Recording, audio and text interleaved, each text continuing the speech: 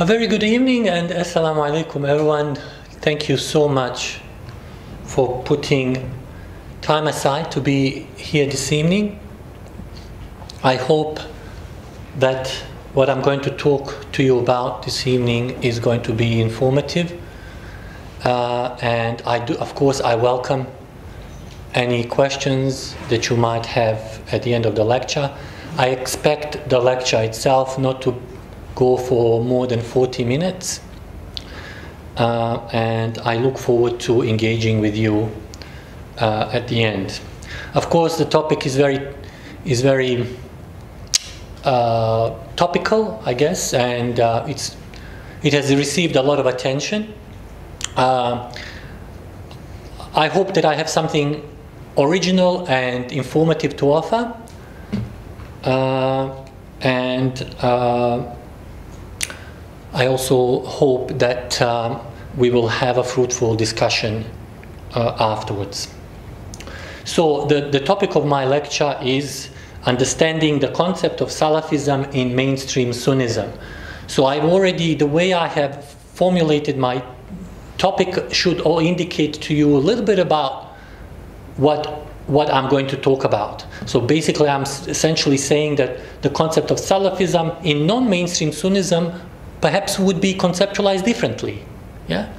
The title does have some significance, and I would like you to keep that in mind.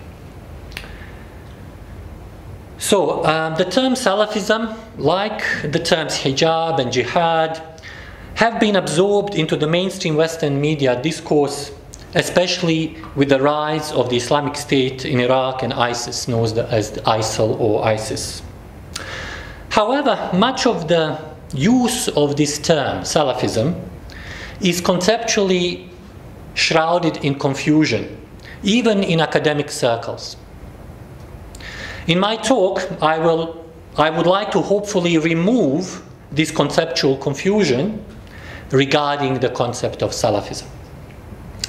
You might ask, why should I be well positioned to do so? Well, this evening's talk on Salafism is based on my engagement with the concept since at least 2003, when I completed my honors degree on what I termed neo-traditional Salafism. My PhD thesis, completed in 2010 and published in 2011, compared neo-traditional Salafism and what I call progressive Muslims' methods of interpretation of the Islamic normative sources. My very first publication of Salafism goes back to 2007, and I have been publishing on Salafism and Islamic intellectual history very extensively ever since, including an article this year that tries to explain why the theory underpinning progressive Islam and its approach to the interpretation of Islamic normative sources is much more effective to counter the normative arguments by the jihadist Salafis to justify their actions and beliefs when compared to mainstream Sunnism. So my talk tonight in particular draws upon the following publications of mine.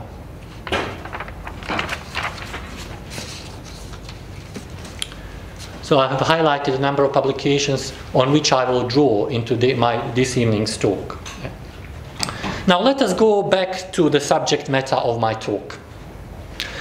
Contemporary discussions on Salafism in the academia can be broadly categorized under those that grapple with the subject matter from the perspective of political science, including studies on terrorism and conflict, and those which do so from a religious or Islamic studies perspective. The former tends to discuss the concept in a fleeting manner, usually by not much more than identifying some of the Salafism's theoreticians, like Abdul Wahhab or Ibn Taymiyyah, and focus instead on the political, economic, and social dimensions behind the rise of Salafi movements. There is accordingly little interest in the conceptual genealogy of the concept, but also the contested meanings of the concept of Salafism itself in the Islamic tradition. In the area of religious studies, the concept of Salafism has gained increased attention since 9/11. In this body of work, the concept of Salafism has been theorized in a much more nuanced manner.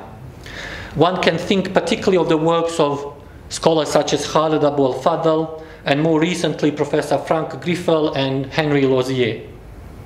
However, these scholars restrict the analysis primarily to the modern post-19th century Salafi movements that have been described or describe themselves as Salafi. Therefore, I think that the concept needs further theorizing if we want to understand the full theological, socio-political, and legal implications associated with the concept of Salafism itself. In my lecture, I argue that the concept of Salafism in traditionalist Sunni Islamic jurisprudence, and to a lesser extent theology, pertains to a number of interrelated phenomena. So I have listed here these three intertwining elements of, or constituents of Salafism. Number one, it pertains to a highly contested and continuously appropriated approach to Islamic epistemology and hermeneutics, characterized by heavy textualism in at least two variant forms: madhhab-based Salafism and an ahl-al-hadith based Salafism. It also pertains to an outlook or a worldview that emerged among the third and subsequent generations of Muslims, usually referred to as as-salaf as-salih, from which the concept of Salafism itself is derived, or one element of it, I should say, who tried to make sense of the various theological, political, moral, and social schisms that occurred in the immediate post-prophetic period, culminating in a particular soteriology whose linchpin was the joint concept of the sacred past and the retrogressive nature of time and history. I will explain what I mean by these in due course. And finally, Salafism as a concept, the way I approach it in this lecture, also one constitutive element has to do with a theological and an epistemological doctrine referred to as ahl-al-hadith, or the collective probity of Prophet's companions, which serves as a defense of Sunni theology as well as a response to the competing theological paradigm embodied by the Imamate or Shi'i theology. I will explain this in due course too. I'm just signaling. Okay, I will explain all of these in some detail. I argue that such a conceptualization of Salafism is imperative if we are to understand the concept of Salafism itself and develop a convincing and effective counter-religious narrative to that promoted by scholars associated with ISIS and similar jihadist Salafi groups in justifying religiously sanctioned violence. Now, let's look at the first element, Salafism as epistemology. Early Muslim history was characterized by a number of very significant and, for subsequent generations of Muslims, traumatic schisms, both religious and political in nature. As a result, a number of competing theological and political doctrines among Muslims emerged, which posed not only a serious political but also salvific problem for the subsequent generations of Muslims, who were intent on establishing the correct parameters of doctrines, beliefs, and practices considered to be in accordance with the Quran and the Sunnah of the Prophet. One aspect of this struggle for religious legitimacy among the post-third generation of Muslims, chronologically speaking, was by linking one's own theological, political, or legal views to that of the first three generations of Muslims, commonly referred to in mainstream Sunni tradition as the righteous predecessors or as-salaf as-salih. This would in turn imbue these competing factions with the sense of normativity, credibility, and authority. As a corollary, one aspect of the concept of Salafism, or what we can also refer to as a Salafi worldview, can be conceptualized in terms of the idea of the emulation worthiness of the early religious and political authorities who were perceived as having remained faithful to the teachings of the Quran and the Sunnah in relation to beliefs, methodology, or worship, in contrast to those who were deemed, from a perspective of a particular group of Muslims, to have deviated from the same. Moreover, towards the end of the second Islamic century, this Salafi embedded worldview started to shape the epistemological boundaries of the Islamic thought, particularly in relation to the increased importance of Sunnah and what was considered by some Muslim groups, such as the ahl-al-hadith, its documentation in the form of written reports about the early Muslim community, known as the hadith or the akhbar, through a chain of narrators whose ultimate linchpins were the companions of the Prophet. In this context, in what became mainstream Sunnism, the mechanism that was developed to authenticate Sunnah depended entirely epistemologically on upholding the collective moral probity of all of the Prophet's companions, as well as adopting an expansive definition of a companion. Because companions acted as the bridges to the Prophet himself, and on which the authenticity of the isnad-based system of hadith depended. I will say much more about this when I discuss the doctrine known as the collective probity of the companions and its function and nature later on in the lecture. The increased epistemological importance of the Salafi worldview is, for example, evident from the fact that the founders or initiators of the various Islamic sciences, such as the Islamic schools of law, the madhhab, sought the ideas and the views among the salaf as-salih as intellectual antecedents in order to bestow legitimacy to their own respective disciplines. A noted pioneer of modern Islamic studies in the West by the name of Ignat Goltzia aptly notes this function of Salafism by stating as follows, and I quote, "As such, the imitation of the Salaf, the pious ancestors who formed their habits under the eyes and on the example of the Prophet, became the ideal of the pious Muslims. Gradually, Salafi, that is the one who imitates his ancestors, becomes the supreme title of praise in pious society." End of quote. Importantly, while we can find many references to the term Salafi in the late formative and post-formative periods of Islam, this term simply designated a person who is considered to be pious or is considered possessing various kinds of noble characteristics and virtues such as honesty and fairness. However, and this is a very important point, Salafi did not mean a particular approach to Islamic legal theory or systematic theology. In other words, using traditional Islamic nomenclature, the term Salafi in early Islam did not refer to a particular manhaj, as some contemporary proponents of Salafism want us to believe. This is because such Islamic jurisprudence and Islamic legal theory were only starting to develop. The centrality of the concept of the imitation of the Salaf in the Sunni Islamic tradition can be further gleaned from the fact that Muslim scholars' views regarding the Salaf have significant implications regarding whether or not their views could be considered part of the Sunni orthodoxy, as any Sunni theologians aspiring to transcend what they took to be the Salaf's way in religion had always had to justify such transgression to their contemporaries and also to themselves. This Salafi worldview also had a profound effect on the nature of Islamic law. To appreciate this point, we need to elaborate on the nature of Islamic law itself.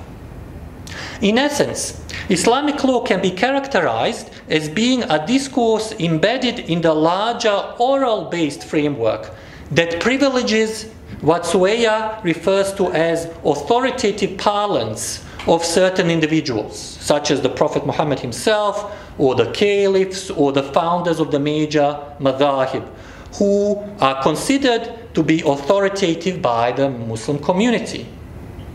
In other words, the authority in Islamic law is first and foremost epistemic in nature. As a result of reasoning of these authoritative individuals over time, accumulation of legal precedents took place and became considered as binding on the Muslim community in general, because these were seen to be in accordance with the teachings of the Quran and the Sunnah. This situation, in turn, gave rise to the concept of taqlid.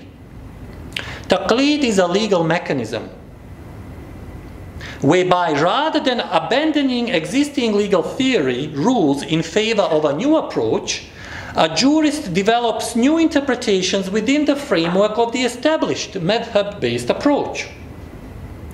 This legal mechanism's primary purpose was to ensure that the legal opinion of the jurist is able to gain wider acceptance by embedding it into the sacred past of the ancestors, pious ancestors, which is, as I shall argue later, is another major constituting element of the concept of Salafism or the Salafi worldview. For the madhhab-based approach, this consensus of madhhab scholars is the ultimate criterion in determining the compliance or otherwise of a particular legal principle with the Quran and the Sunnah. However, the taqlid-based approach of the madhahib is resisted by another approach to Islamic intellectual history embodied by the ahl-al-hadith approach or madhhab, which, while sharing the same overall Salafi worldview, considers that the only correct way to access the Salafi manhaj is by adhering to something called ittiba. Yeah? For our purposes, this concept translates into the idea that the ahl-al-hadith manhaj that is rooted in a hadith-based concept of sunnah is considered to be the manhaj of the salaf themselves. The concept of Salafism as an invariable element within the Islamic conscience has therefore formed the conceptual foundation for the adoption of both madhhab and ahl-al-hadith based approaches to the Islamic tradition. The French scholar of Islam, Chamon, terms the madhhab-based approach genuine traditionalism and argues that its function is to attempt, and I quote, to neutralize the evolutionary effects linked with the tension between an ideal past and a present, always on the side of the ideal past. The ahl-al-hadith based approach that Chamon terms salafiyah, and that can be either modern or ancient, and I quote, continually endeavors to update the changes conceived as deviations and innovations, bid'ah, believed to be necessary in view of restoring in all respects of the ideal past of the Salaf. I understand that this is quite theoretical, but you will see how all these various threads coalesce into a coherent whole, hopefully. As such, these two approaches, the madhhab taqlid based approach and the ahl-al-hadith ittiba based approach, constantly challenged and continue to challenge each other to the present times, competing for authenticity, as evident in the contemporary debates between the so-called khalaf or the madhhab based scholars and the so-called salaf or the ahl-al-hadith based scholars. It is also worth noting that the identity and the chronological cut-off period of who the salaf or salih are in Islamic jurisprudence is also subject to significant disagreement, because various groups have defined salaf according to their own orientation and their own school of thought. So, for example, according to one definition, the term as-salaf as-salih refers to the early mujtahid scholars of the schools of the madhhab who are accepted and imitated, such as, depending on the madhhab, Abu Hanifa and his companions, or Imam Ahmed, the companions of the Prophet and the successors. Another definition that we can find in the Shafi'i madhhab regarding who the salaf al-salih are is much more general, and it just talks about those people who have come first in the history of the Muslim community. According to another definition, as-salaf al-salih refers to the companions, the successors, and the immediate followers of the successors who are encompassed by the hadith of the Prophet. The best of the community is my century, then the one that follows, and the one that follows that. Yeah. According to Imam al-Suyuti, who was one of the most prolific pre-modern Sunni writers, the era of as-salaf al-salih is a time period spanning approximately up to the 220 Hijri. But another definition actually defines the concept chronologically as expanding to the year 400 Hijri. And all the other people who came after the year 400 are considered as the Khalaf, not the Salaf.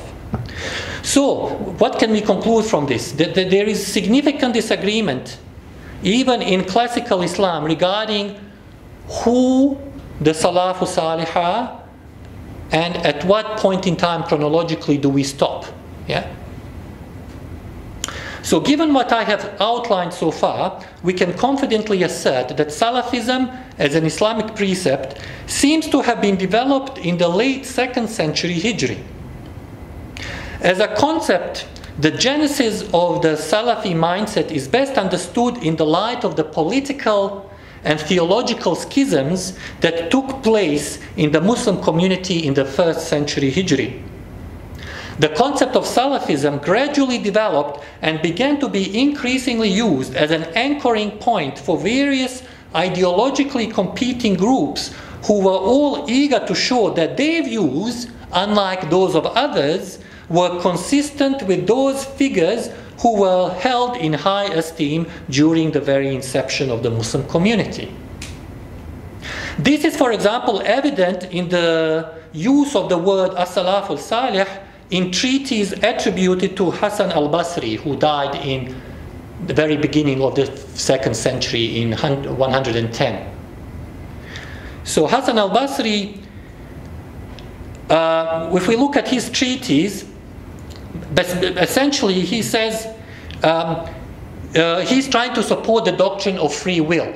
And essentially he's saying that I'm supporting the doctrine of free will because this is the doctrine of as-salaf al-salih.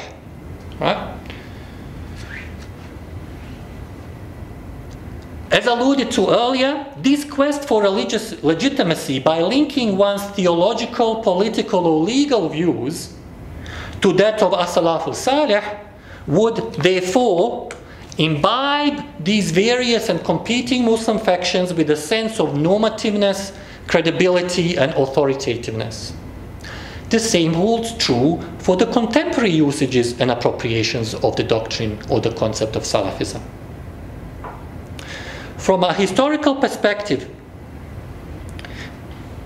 the earliest usage of the term as-salaf al-salih is therefore to be understood as a particular outlook of the post-as-salaf al-salih generations of Muslims on the early historical events that took place after the Prophet's death regarding the issues considered unresolved in the Quran and the Sunnah, as well as the means of getting to terms with the political and doctrinal schisms that plagued the nascent Muslim community, such as the question of the legitimate successor to the Prophet, the fitna wars, the questions pertaining to the createdness or uncreatedness of the Quran, and the nature and the parameters of the belief itself, iman, just to name the most significant few.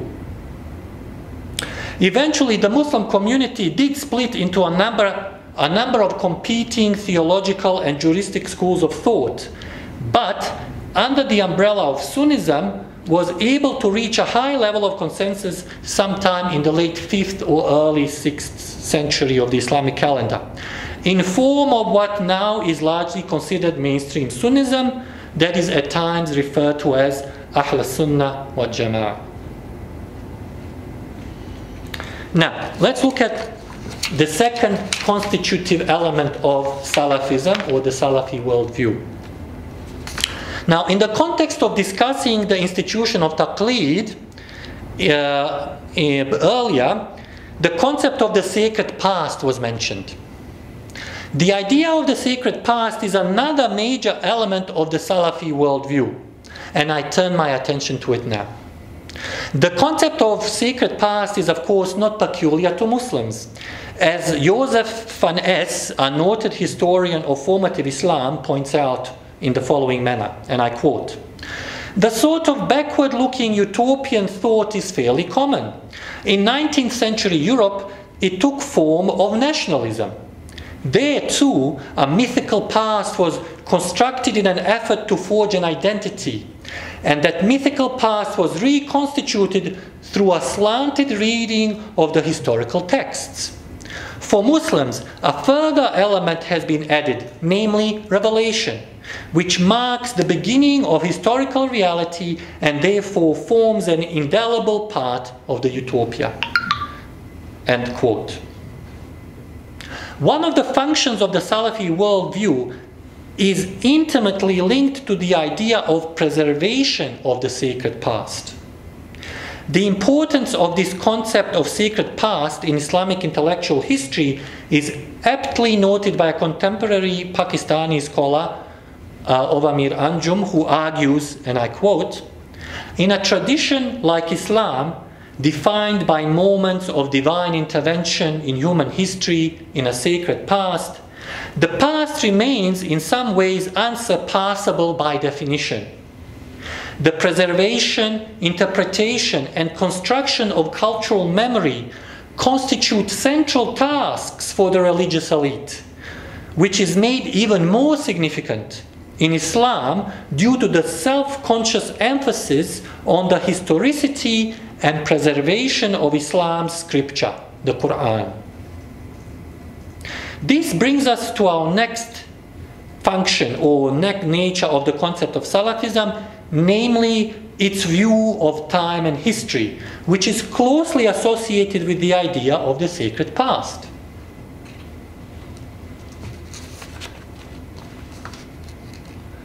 Sorry, still part of that. As noted earlier, over time, the imitation of the Salaf became a very important element of what it means to be a pious Sunni Muslim, as the Salaf were considered to embody the correct understanding of the Quran and Sunnah. One of the important ideas that emerged in the middle of the 2nd century of the Islamic calendar was a direct product of the Salafi mindset, and that was a direct product of the Salafi mindset, was the premise that the Sunnah of the Prophet could only be preserved and remained faithful to by means of a completely textualist epistemology associated with the classical hadith sciences. To understand this intrinsic interlinking between the concept of Sunnah and the Salafi worldview, let us look at the works of a few scholars who have recognized its importance. Again, the French scholar Chamon, in his Encyclopedia of Islam, Brill entry on Salaf wal Khalaf, states as follows, and I quote, "It was the Sunnah rather than the Quran which instituted one of the most characteristic traits of the Islamic vision of history, by imposing the idea a priori that this history was said to have been inevitably followed by a period of relaxation of standards, deviation, and finally of division. It is espoused by a Harvard historian of Islam, William Graham, who argues that Muslim scholars in later times, that is, those who are post as-salaf as-salih, developed an explicit concept of fasad al-zaman, yeah? The idea of degeneration of the times, to convey the idea of the increasing temporal as well as moral distance from the time and the practice of the Prophet and the exemplary early Muslim community. In his words, and I quote, "The original Ummah is not simply a source of nostalgia for something irrevocably lost, but also a historical model for every society in every age that would be properly Muslim or submissive to the will of God. The utopian blueprint is available as a realized idea of the historical past, which makes it all the more compelling as a realizable possibility in every age. It is a major source of what can legitimately be called a pervasive and recurrent traditionalist bent in Islamic thought, one that looks to this original ideal model for renewal. In this regard, the Sunnah of the Prophet represents, for all practical purposes, the Sunnah of the original Salaf." End of quote. In light of Chamon's and Graham's remarks, therefore, another important function of the Salafi worldview in mainstream Sunnism is also to be conceptualized by a means of a particular understanding of the concept of history and time, and their relationship or relation to the present and future. It is encapsulated by the idea of the imperative of going back to what is considered an ideal model of the Prophet's Sunnah that only existed in the past and that was for all purposes embodied in the Hadith narrations as authenticated by the classical Muslim Hadith scholars such as Bukhari and Muslim. As noted by another Western scholar of Islam, Schulze, this retrogressive worldview in mainstream Sunnism, and I quote, sought a timeless intellectual ideal derived from an origin that was pure of all temporal circumstances, end of quote, and that it could only locate such an ideal at the time of the Prophet and the early Muslim community. This Salafi worldview is often justified on the basis of a few hadith in which Prophet Muhammad himself reportedly asserted that the best people were his generation and then the following generation and so on. This aspect of the Salafi worldview, therefore, differs to a particular understanding of the past to provide all the answers and constantly imposes itself upon the present and the future. In other words, the authenticity of Muslim identity can only be established by returning to a fixed point in historical time, that of the Prophet and the early Muslim community. It is important to highlight that this Salafi worldview is a central feature of both iterations of mainstream Sunnism, the madhhab one as well as the ahl-al-hadith one. We can describe the former as a soft form and the latter as a hard form of Salafism in this sense.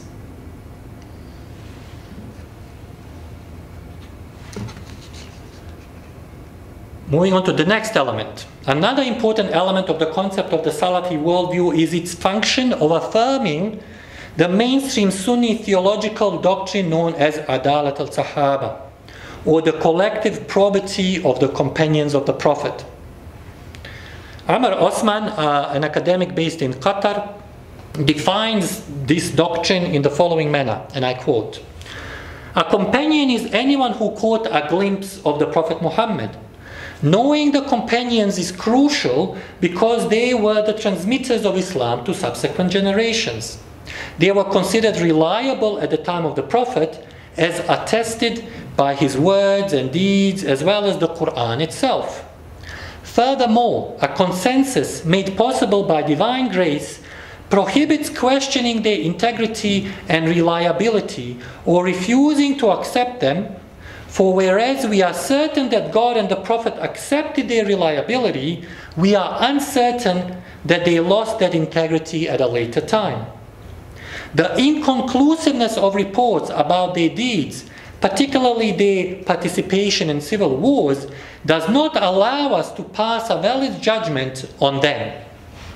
Therefore, the proper attitude of good Muslims should be to refrain from discussing these reports, interpreting them in favor of the companions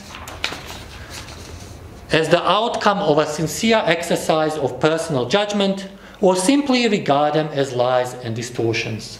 End of quote. For the purposes of my talk, I am interested primarily in the epistemological function of the doctrine of the collective probity of the Sahaba, as reinforcing the elements of Salafi worldview that I've already discussed. This is because the doctrine of Adalat al-Sahaba forms a linchpin in traditional textualist methodologies of authenticating of Sunnah by the muhaddithun, the scholars, on the basis of the isnad-based system, whose entire integrity depends on the probity of the Sahaba, the moral probity of Sahaba. In many ways, all of the elements of the Salafi worldview that I have discussed so far hinge on this doctrine of the collective probity of the Sahaba.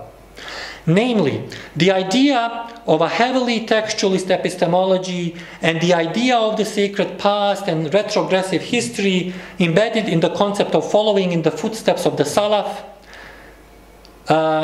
as symbols and embodiments of piety and authority can only be defended upon the idea of the reliability and uprightness of the companions, who, as we know, were the transmitters of Islam to subsequent generations. This doctrine of the collective probity of the companions is also reflected in the very nature of Islamic law that I have briefly discussed.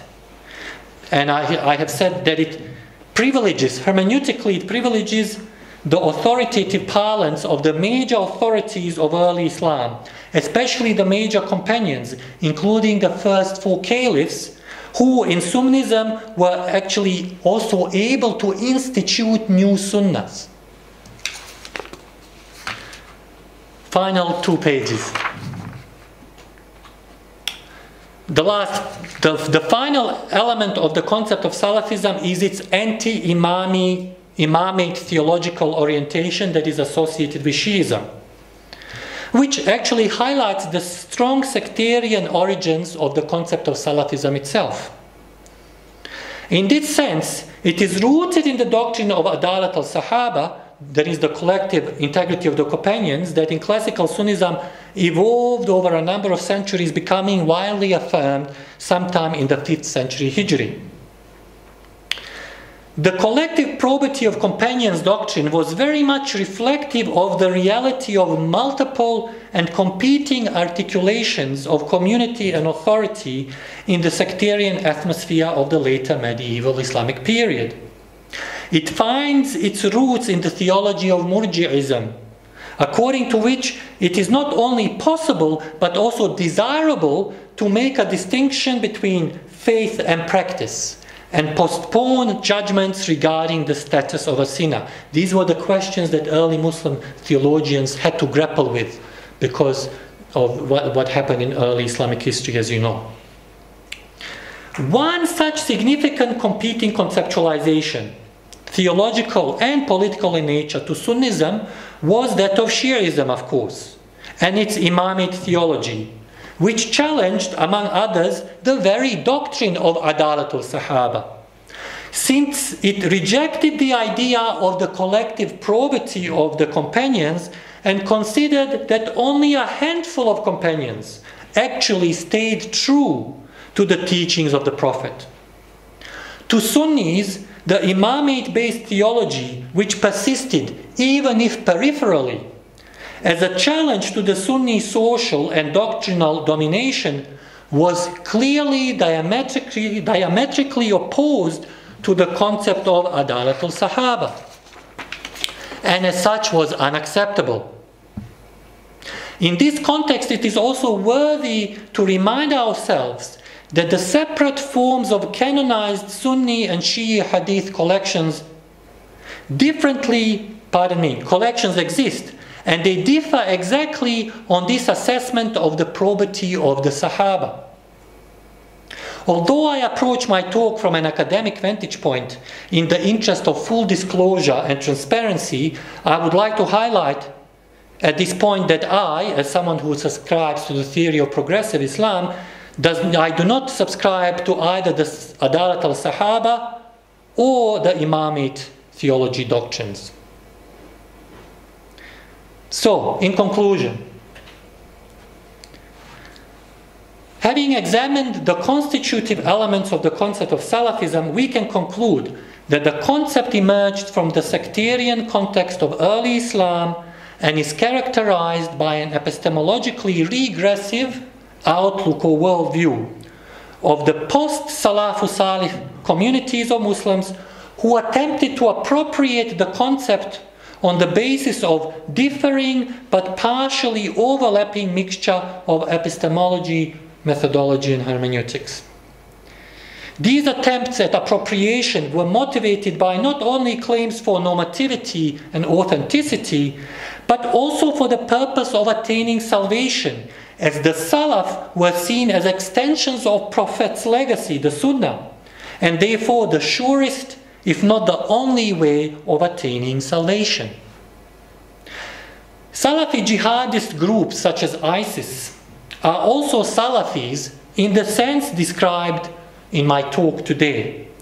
Because this poses some real questions. How effective traditional mainstream Sunnism, not to mention Puritan Salafism, especially in the long run, is in terms of offering an effective counter-religious based narrative to that of ISIS. I intend to hold another public talk that specifically tackles this important question in the near future. Thank you so much for listening to my talk, and I look forward to any questions that you might have. I appreciate that it was very, very theoretical and very abstract, and I'm very happy to clarify as much as I can.